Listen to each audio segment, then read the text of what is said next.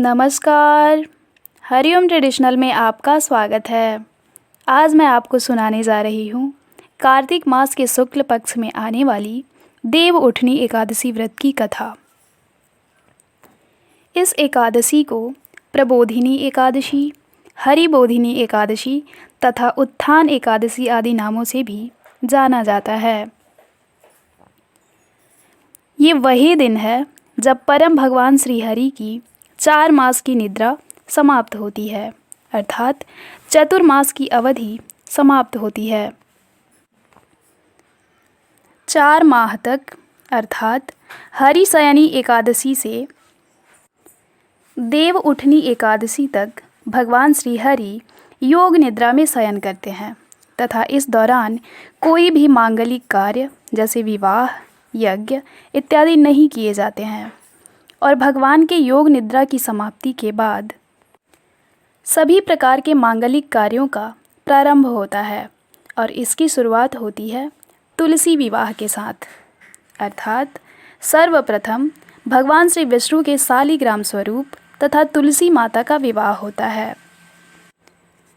इस एकादशी को भगवान श्री हरि 4 मास की योग निद्रा से उठते हैं, इसी कारण इसे देव उठनी एकादशी के नाम से जाना जाता है। पद्म पुराण में देव उठनी एकादशी से संबंधित एक अत्यंत सुंदर तथा रोचक कथा का वर्णन मिलता है, जिसके अनुसार एक बार भगवान श्री हरि के मंदिर में एक नन्हा सा मूषक अर्थात चूहा रहा करता था। वह प्रतिदिन भगवान के समक्ष भक्तों द्वारा अर्पित किया गया प्रसाद तथा दीपक के बचे हुए घी, तेल तथा बाती को अपना भोजन बना लेता था। एक दिन पूजन तथा आरती के बाद सभी भक्तों के चले जाने पर वह मूषक बाहर आया। उसे जोरों की भूख लगी थी।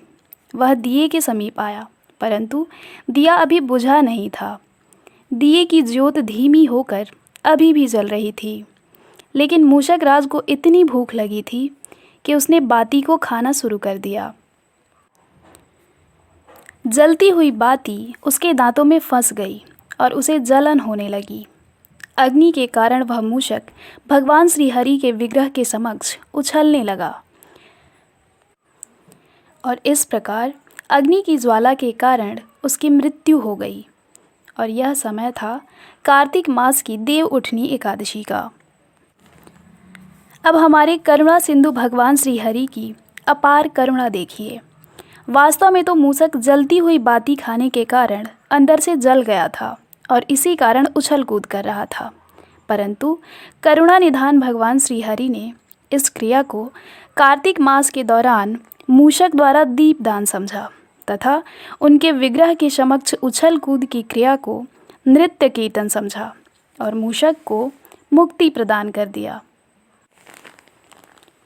इसका अर्थ यह है कि अनजाने में किए गए भक्ति तथा सेवा से भगवान इतने प्रसन्न होते हैं, तो संकल्प और निष्ठापूर्वक यदि हम भगवान की सेवा और भक्ति करें तो हमें भगवान श्री हरि की कितनी विशेष कृपा प्राप्त हो सकती है। इसलिए प्रत्येक मनुष्य को परम पवित्र एकादशी व्रत का पालन अवश्य करना चाहिए। धन्यवाद।